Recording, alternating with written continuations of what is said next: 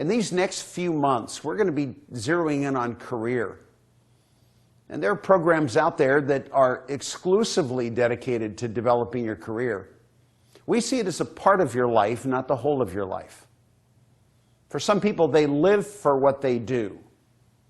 But we're just recognizing that what we do in the context of our careers feeds into a larger life perspective.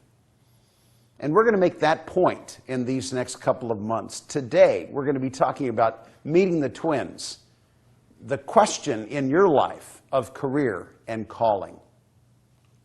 That's not unique to people who are followers of Jesus. The idea of calling is pervasive in our culture today. People are longing for something more.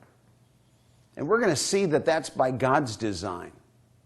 For a lot of people who define their lives around career, they've thought in terms of finishing their career and then pursuing something more important. For some of them, it's just recreation. For others, it's giving back. For other people, they would say, you know what, retirement isn't even in the cards for me. Jonathan Clements, writing in the Wall Street Journal, says, here's the latest thinking on retirement. Don't do it. That doesn't mean you shouldn't retire from your job, but what will you retire to? Many people give scant thought to what they'll do after they quit the workforce. And the result can be depression, mental deterioration, declining health, and possibly a shorter life.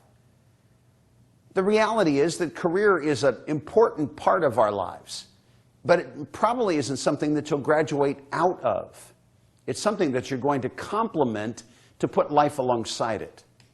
In the same way that you don't graduate from your family, but you move through different seasons, you will probably discover in these next few months that you'll have seasons of your career life that will be an important addition to the framework of the way you live every day. We're part of a movement that was launched by business leaders. Think about it.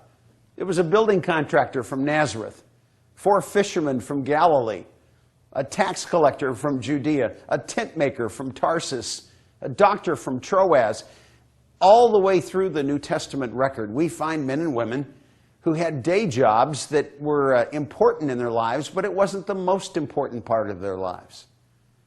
Some people think that somehow career is something that is tawdry and meaningless and veers toward the evil, and that getting away from it so you can do something meaningful is the only answer to life. We're going to be proposing in these days together that the approach to career that really is in keeping with both the theological and the historic picture that God presents in the Scriptures is a picture that puts career where it belongs, alongside our lives. The remarkable example from these people that I just mentioned is that they lived fully integrated lives. They were accomplished in their career, but they were committed to their calling. They knew that they were here for more than their daily work life presented. We'll use the terms of career and calling, though for some people they are synonymous. Are they for everyone? Your career is what you're paid for, but your calling is what you're made for. That there's a difference between what you're hired to do and what you're wired to do. Your career should pay well today, but your calling will pay well on that day. Your career will probably be celebrated here, but your calling will definitely be celebrated there.